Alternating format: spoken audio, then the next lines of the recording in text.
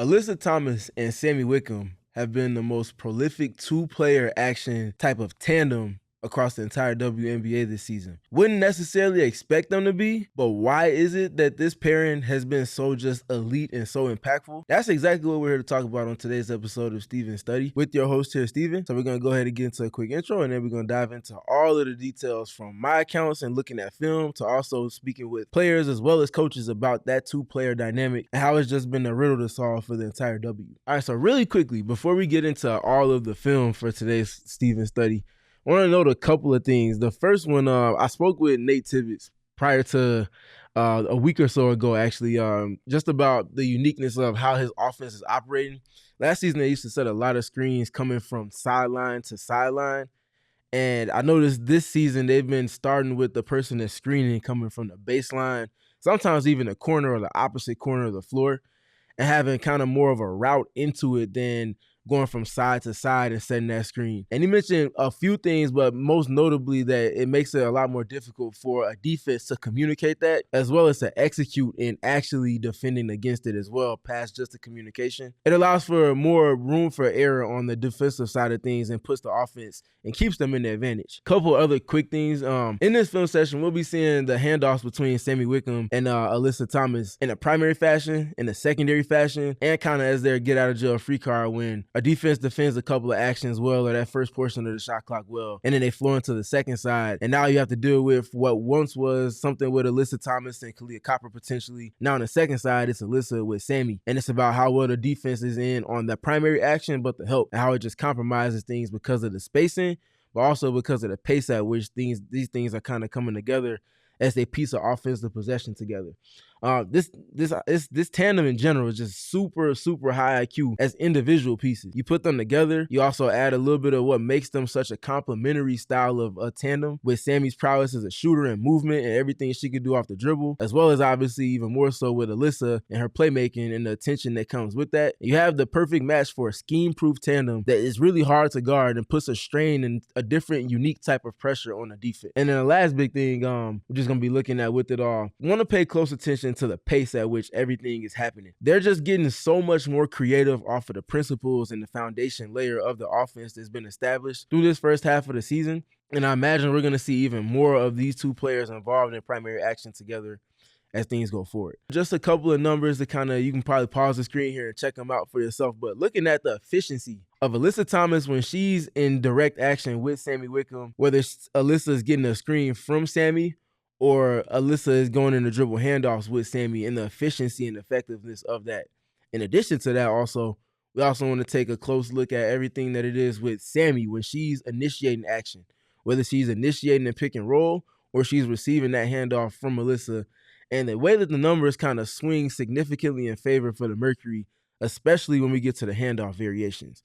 And that's exactly what we're here to talk about in today's film session. So as we get to the film, we're going to be seeing a couple of plays from one of their recent matchups with the New York Liberty in their recent homestand, and looking at how they kind of blend things together where you start to get as a defense, potentially get a pickup or a beat on what's going on.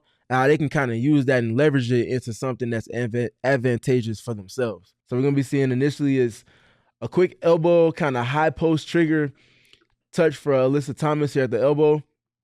And what we want to pay close attention to now, kind of what we talked about earlier, is where the screener is starting from and the angle at which that's coming into play for Alyssa Thomas, and how that's creating an advantage for not just Alyssa, not just Sammy, but the general Phoenix Mercury offense.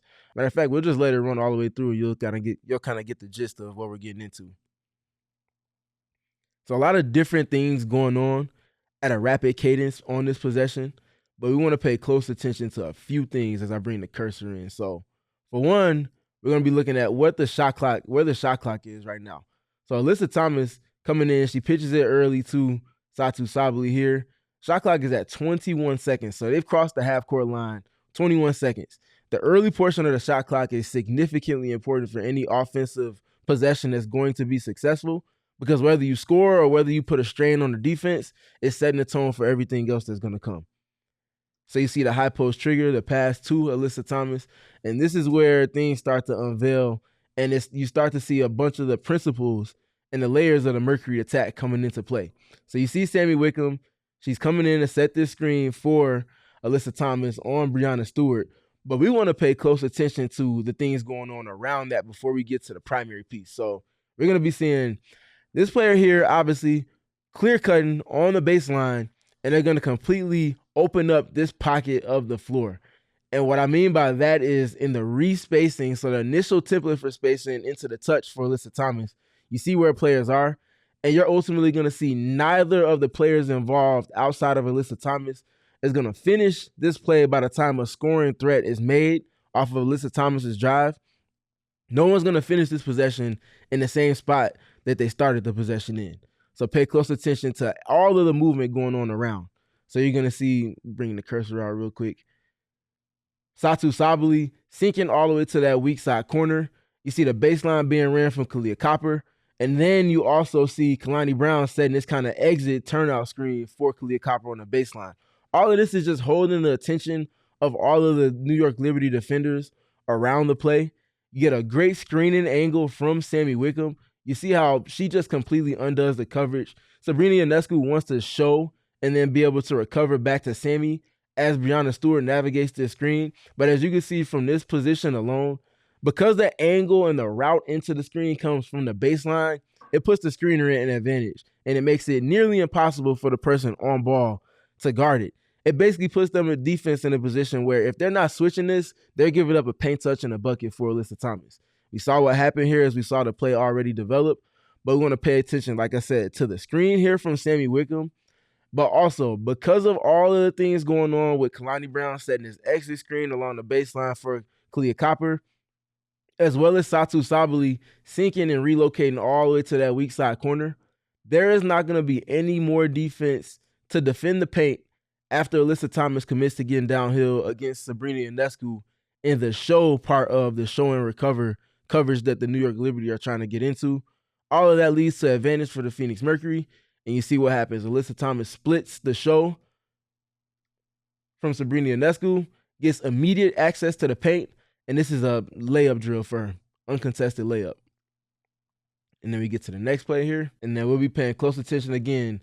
Same setup, everything looks the exact same until it's not. And this is the beauty of the Mercury offense. They have such prolific, such dynamic pieces with their roster that they can simply make the simple things extremely, extremely difficult to defend. They're not doing anything really exotic with the offense. They're running the same play for the second time in a row now, but they're going to get a completely different result. And so we talked about the show and recover coverage from the New York Liberty as you see all of the spacing and the respacing going on around. We want to pay close attention to Breanna Stewart as they got burned on the last possession, like I talked about, the inverted pick and roll screen being set from Sami Whitcomb for Alyssa Thomas.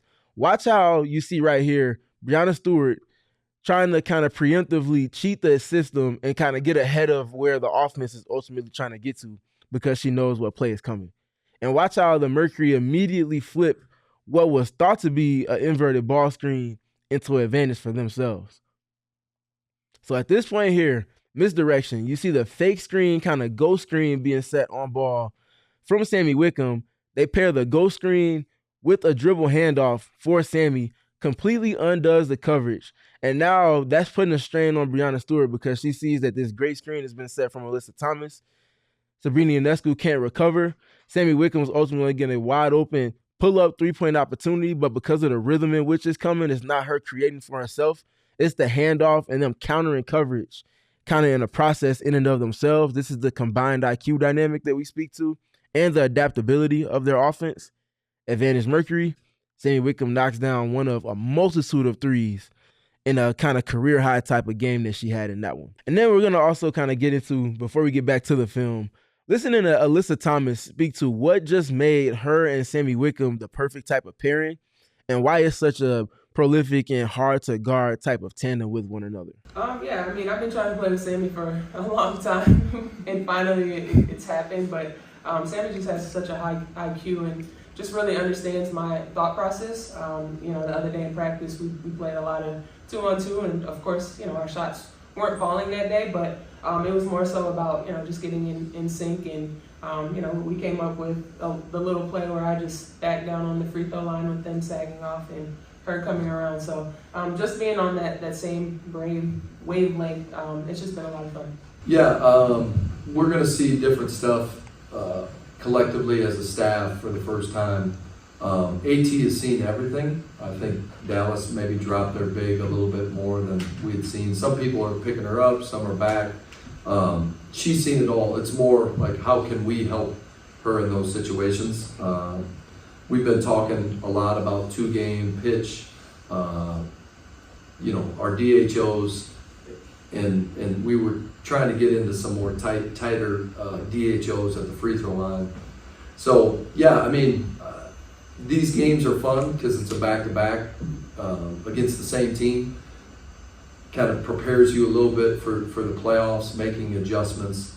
I thought our staff did a really good job of coming up with some different ideas to get AT and Sammy in some two-game actions. And then obviously Sammy came out and she was on fire, and it just opened so much stuff up. So taking everything in mind that we just heard Alyssa as well as Nate Tibbetts speak to, and them kind of being adaptable, seeing how teams look to try to take away the pick and roll led by Alyssa Thomas, flipping that into an advantage, that's exactly what we're going to be looking at with this Dallas Wings film in particular. So talked about Dallas having their bigs drop back off of Alyssa Thomas. At this still frame, you can already see Alyssa Thomas's matchup, Myisha Hines-Allen, is firmly 2 feet in the paint and below the free throw line, has no interest in stepping up past this free throw line area of the court.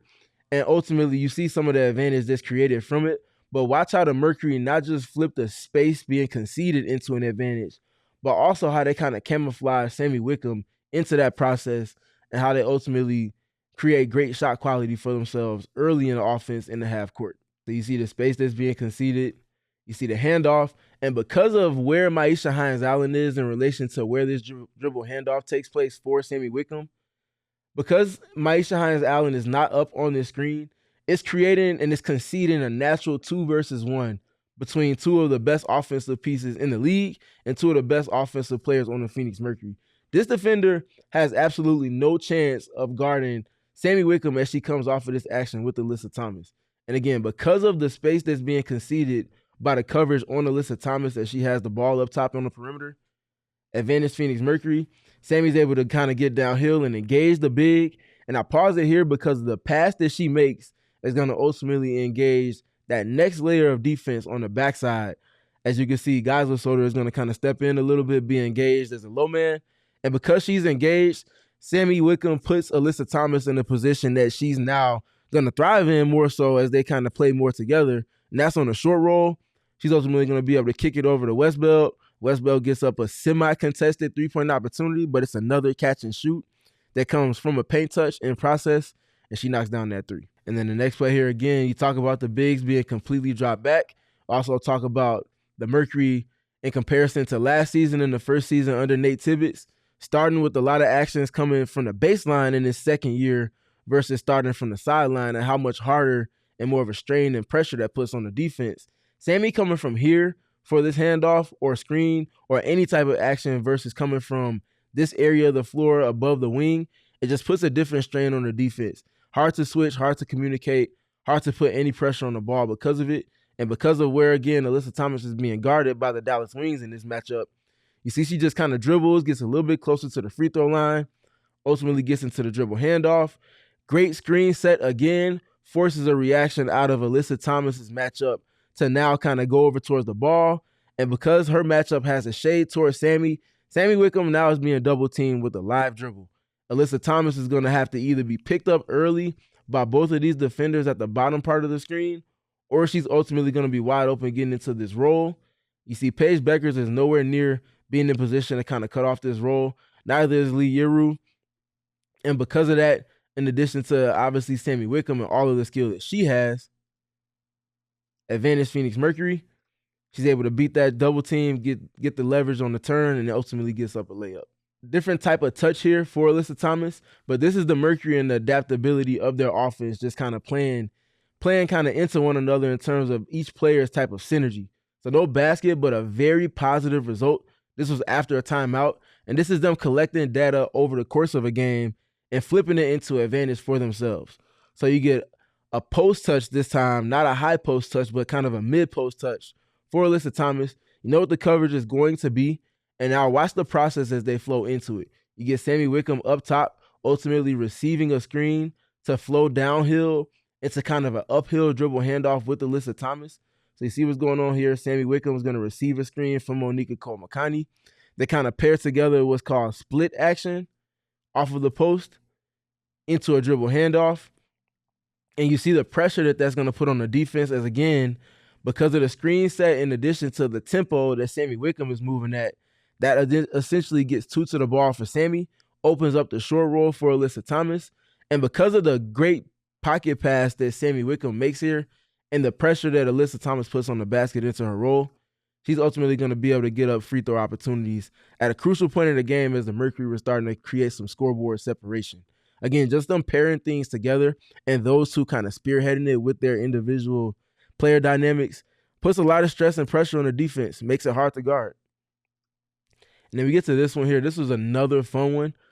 So let this one flow through. You see what's going on. They're starting to see the pressure from the Wings defense try to take away pockets and try to take away action from them. So you get the initial kind of go screen set by Sami Whitcomb, ultimately flows into what's called rifle action. So rifle action is where this pass here, as you see Sami Whitcomb being pressured so that she can't get the ball cleanly or comfortably by these two defenders. They take the pressure that's being applied to Sami in movement, kind of flash Alyssa Thomas to a pocket of the floor where she can naturally flow into two-player action with Sami Whitcomb. As you see the space be conceded by this player running the baseline and kind of removing that next layer of help defense. All of this kind of happening at once is rifle action. This pass from Monica Cole-Makani is going to be rifled to Alyssa Thomas. That's going to flow into an uphill dribble handoff. And there's just a ton of different counters and action that these two, the topics and subject of today's film session, can just play randomly and play it with that creativity that I talked about in the open. So you see the rifle action take place. You see them again do a great job respacing. You see Sami being denied the ball from one pass away. There's a rifle pass. It flows into an uphill dribble handoff. And you see the attention that is now going to garner as you see Sami Whitcomb come off of the screen after the dribble handoff from Alyssa Thomas. She's ultimately going to, again, draw two to the ball. And because of the gravity that Alyssa has, but also Sami's kind of surprising and sudden ability to burst with the live dribble going to the left hand here, she's able to sneak past that double team, again, create that leverage, getting into the paint, gets an advantageous shot on goal, ultimately gets fouled, and she's going to end up getting free throws. And that's, again, coming in succession with them just completely winning in terms of leading the dance with their offense and keeping the defense guessing, keeping the defense honest. Again, these two just getting into it in a multitude of ways. So nothing happens off of this initial wide screen that's set for Sami Whitcomb. But again, because of these two and the kind of synergy and high IQ type of play and how they process the game together, they're able to kind of create something out of nothing. So it's an initial wide pin for Sami. They do a good job defending that, but it's defended well. But again, because of Sami's gravity, she draws two to the ball here with Lee Yeru being engaged. Sami just gets into chase action. Chase is the literal definition of it. You throw a pass to somebody, you chase it. She chases it off of the handoff from Alyssa Thomas. Because Lee Yeru because Geisel Soder, is in the paint instead of being up on Alyssa Thomas, as you see the circle is directly here. That creates, again, that natural 2-versus-1 dynamic that we spoke to. And because of where this took place at and where it's coming from, and Paige Becker's having to navigate multiple screens, she can't be right in this situation. If she shoots wide, Sami can go this way. If she chases that screen from Alyssa Thomas over the top, now Sami's getting into a 2-versus-1 going downhill. She can get to the midi or a floater. Alyssa Thomas can just roll to the basket. She errs for the former instead of the latter, trying to keep Sami Whitcomb kind of three-point laden in terms of where she's taking shots from. But at this point, Sami Whitcomb's in one of her all-time great heater type of scenarios. You can't go under screens on Sami, and because of that, you just can't be right. There's no right option. Sami knocks down yet another three in this game against the Dallas Wings. And then we get to this kind of portion here, actually, where we're going to get into looking at a little bit more conversation, this time with Sami Whitcomb speaking more candidly about why that dynamic between her and Alyssa Thomas is just so kind of synergistic, and it just really just gets it done for their offense.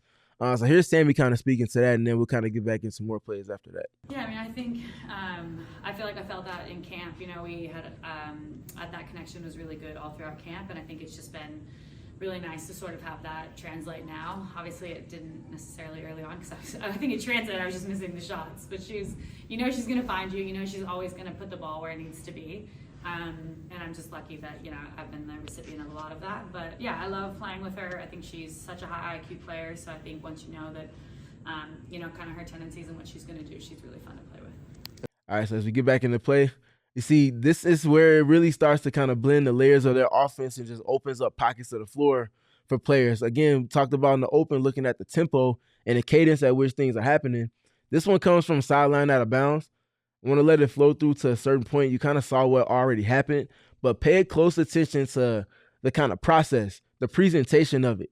It's awesome to have a two-player dynamic that's elite, that's hard to guard, but if you just kind of get straight into it and there's no process that creates an advantage before you get to the main portion of your meal, it's not going to hit the same. But because they're extremely detail-oriented with the presentation part of what it is that teams know they want to get to, it's what makes it hard to guard, and they have multiple ways in which they go about doing so. So presentation-wise, start with Sami Whitcomb and where she's coming from. We talked ad nauseum about Sami Whitcomb and kind of just how her ability to set screens and the ways in which she goes about doing so creates an advantage for an offense in the preseason. Keep close eye on her as you see the pass get to Alyssa Thomas. Sami sets this screen here for Dewana Bonner, no different than she would with Satu Sabali when Satu's in the lineup, kind of setting this slice screen from the sideline out of bounds to kind of either trigger a switch here or just cause an overreaction that ultimately leads into a secondary type of action to come. So you see the great screen be set from Sami Whitcomb, and watch closely what happens here. So it's misdirection. It's causing just a little bit of attention to be garnered, and then she's ultimately going to receive this dribble handoff as she sets kind of a ghost screen after that into the kind of middle dribble handoff. They call it a gut dribble handoff as she kind of goes towards the outer third after it. Gets two to the ball because of her shooting prowess. This is after a stretch of games where she knocked down 2 or more in about 4 or 5 games in a row.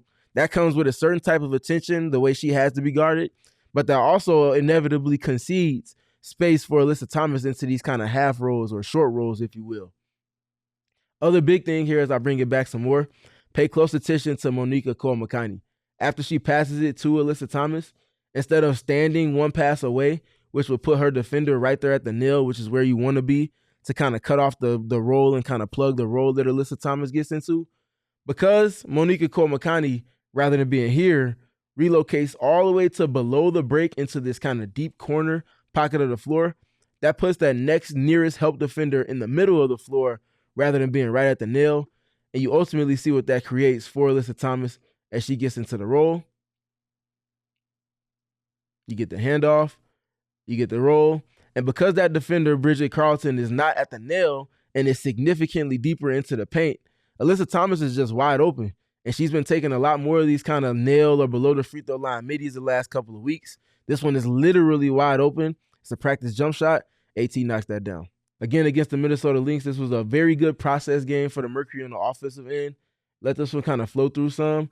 You see it kind of comes in a secondary fashion. They're just kind of trying to figure things out, getting to multiple different types of handoffs. But then you see the advantage that's ultimately created because of the attention that these two get when they're involved in primary action together. It just ultimately creates opportunity for someone else. So you see, obviously, it's ultimately going to get into a handoff that leads to a bucket for Monica Cole-McConey. But look at everything that happens prior to then that then sets the table for Monique to get the advantage that she does. You get Sami ultimately flowing in after this initial dribble handoff. It's defended well by Bridget Carlton. But then it's about what do you do next to kind of create new advantage and create new flow for your offense in the half court. And that's exactly what we see. So because of the threat, now with Sami Whitcomb flowing into it, you see where, in respect to Sami, Napheesa Collier is. She goes from being back off the handoff to now being significantly involved with Alyssa Thomas, as you see where her hand is, getting up to touch and kind of at the level of where the dribble handoff is going to take place at. Ultimately trying to deny that. Because of the cadence of that and where she wants to be, Sami does end up getting a touch here. You see the urgency of this kind of late switch that takes place as you see Sami getting to almost pulling up for 3 here.